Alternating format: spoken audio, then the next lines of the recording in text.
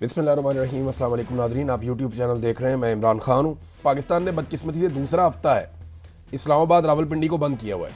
ये खबर भी रॉयटर्स ने दी है। एक्चुअली रॉयटर्स जो है वो इसी के ऊपर सरकार से रब्ते कर रहा था बार बार, और वो ये जानना चाह रहे थे कि इस्लामाबाद की और रावलपिंडी की बंदिश के पीछे साइंस क्या है, आप इसे खोल क्यों नहीं देते। तो खबर ये है कि इस्लामाबाद को या पाकिस्तानी गवर्नमेंट को, मौजूदा रजीम को, आसिम मुनीर को और शहबाज शरीफ को इस बात पर शक है कि अगर कोई अच्छी डील बनती है तो डोनाल्ड ट्रंप उसका क्रेडिट लेने के लिए खुद पाकिस्तान आएगा। और हो सकता है डोनाल्ड ट्रंप ने किसी मौके पर इन्हें कोई आसरा करवा भी दिया हो, क्योंकि डोनाल्ड ट्रंप ये बहुत अच्छी तरह से जानते हैं कि अगर मैं ये कहूँगा कि मैंने पाकिस्तान आना है तो आसिम मुनीर और शहबाज शरीफ दुगनी मेहनत करेंगे और ज़्यादा जोर लगाएंगे।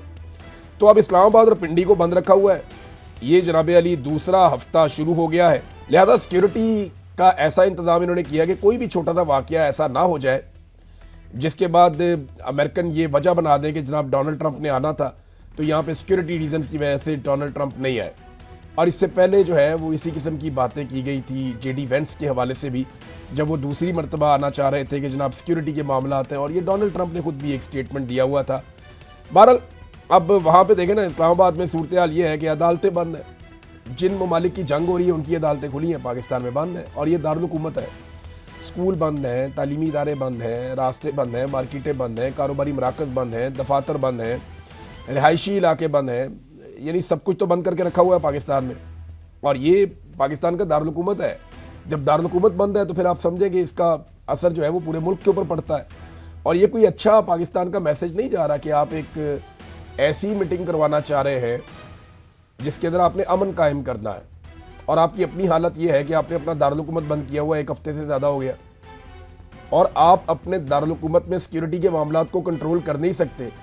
दुनिया की सिक्योरिटी के मामलात को आप कंट्रोल करने जा रहे हैं, और हालात इनके ये हो गए कि छोटी सी बात से चिढ़ जाते हैं। यहाँ पे मैं आपको एक खबर देता हूँ।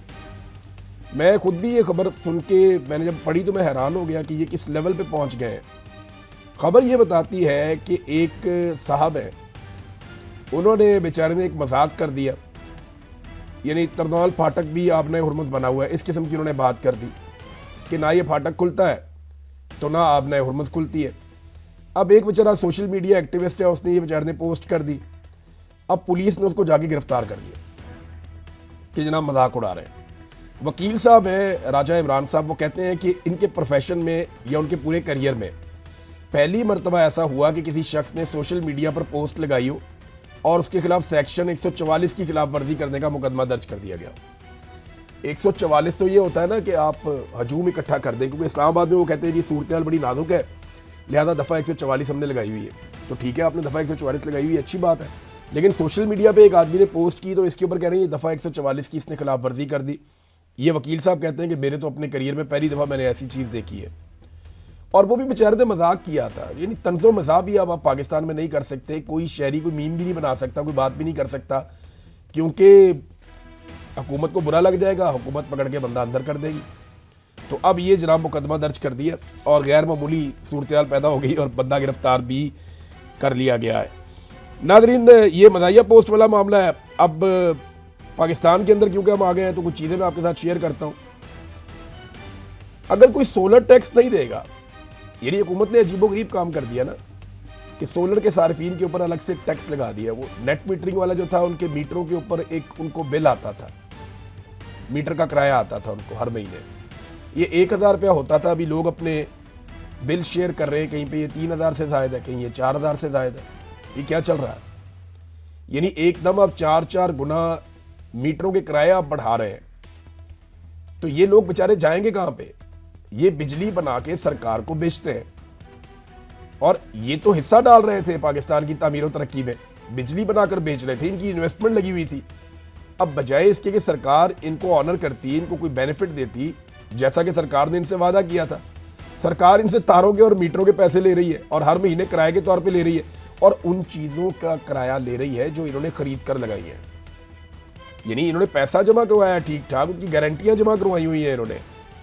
तो अब फर्ज करें अगर सोलर टैक्स जो हुकूमत लगाने जा रही है, या जो कुछ भी हुकूमत कर रही है सोलर टैक्स के नाम के ऊपर, अगर कोई आदमी नहीं देता तो हुकूमत क्या करेगी? लोग सवाल पूछते हैं ना, हुकूमत क्या करेगी? हुकूमत के लोग आएंगे, घर से आगे सारे सोलर खोलेंगे, उतारेंगे, गाड़ियों में रख के साथ ले जाएंगे, ये करेंगे। या सूरज के ऊपर कपड़ा डाल के उसको अंधेरा कर देंगे, जनाब सूरज की रोशनी आपके लिए बंद हो गई है। क्या करेंगे? मसनूई बादल बनाएंगे, बना के लाके सूरज के आगे खड़े कर देंगे, किस तरह करेंगे? ये इंतहाई नामुनासिब है। या तो आप मुल्क के अंदर पूरी बिजली दे रहे हो, सस्ती बिजली दे रहे हो, तो फिर आप ये कहें जनाब आप अपनी बिजली पैदा नहीं कर सकते, क्योंकि आप अपनी बिजली पैदा करेंगे तो आप हमारी बिजली नहीं खरीदेंगे, हमने आपके लिए इजाफी बिजली बनाई हुई है और बहुत सस्ती बिजली हम आपको दे रहे हैं। या तो आप ये कर रहे होते। बिजली की कीमत आपने 4 गुना बढ़ा दी है। 1 यूनिट इस्तेमाल करते हैं, 3 यूनिट के हम पैसे देते हैं। लोड शेडिंग उसके बावजूद हो रही है और गवर्नमेंट ने खुद पॉलिसी बनाकर लोगों को मजबूर किया कि वो सोलर लगाएं। कई लोग तो बेचारे ऐसे ये कहते हैं जी अमीरों को हम निशाना बना रहे हैं। बहुत सारे ऐसे लोग हैं जिन्होंने अपने जेवर बेच के, अपना कीमती सामान बेच के, उन्होंने सोलर लगाए अपनी छतों के ऊपर कि चलो बिलों से तो हमेशा के लिए हमारी जान छूट जाएगी, कि हमें बिल नहीं देने पड़ेंगे। वो 25-30 साल का एक फार्मूला हमारे पास आ गया, हम बिल नहीं देंगे और इसको मेंटेन करके एक नए तरीके से चलेंगे। वो बेचारे जिन गरीबों ने लगाए हुए थे उनके सारे अरमान तोड़ दिए, उनकी जमा पूंजी भी खर्च करवा दी सोलर के ऊपर और अब उन्हें डबल पैसा पड़ रहा है। सोलर पे अलग पड़ गया, सरकार अलग से उनकी जेब काटने के लिए आ गई है। इमरान खान साहब के बेटों ने कुछ इंटरव्यूज दिए, मैं उसके बारे में भी बात करता हूं, लेकिन उससे पहले गंदम की खरीदारी का वक्त आ गया। निजी कंपनियां कुछ खरीदारी के लिए सामने आई हैं, मगर अभी तक की जो कार्रवाई डाली जा रही है ना, मेरी कुछ किसानों से बात हुई है, उससे ऐसा लगता है कि हुकूमत और माफिया मिलकर किसान की कमर तोड़ने वाले हैं। ये मैं वक्त से पहले खबरदार कर रहा हूं। मैंने पिछले साल भी बताया था कि ये किसान को बहुत बड़ा डैमेज करने वाले हैं और पिछले साल इन्होंने किसान को डैमेज कर दिया था। इस साल किसान बड़ी मुश्किल से खड़ा हुआ है, क्योंकि सैलाब की वजह से उसकी जमा पूंजी पहले ही ज़ाया हो गई थी और बड़ी मुश्किलों से कर्जे पकड़ के उधार लेके किसान ने अपनी गंदम लगाई हुई है और अब उसको लूट मार करने का जो टाइम आ गया है, ऐसा लगता है कि किसान की कमर तोड़ देंगे माफिया और हुकूमत मिलके। मगर अपोजिशन इस सारी सूरत में गायब है। बिजली के खौफनाक बिलों का मामला आया, अपोजिशन गायब। सोलर के ऊपर टैक्स लगाने का मामला आया, अपोजिशन गायब। गैस के बिलों पर अपोजिशन गायब। बिजली की लोड शेडिंग पर अपोजिशन गायब। पेट्रोल की कीमतों पर अपोजिशन गायब। इस्लामाबाद रावलपिंडी की बंदिश, अपोजिशन गायब।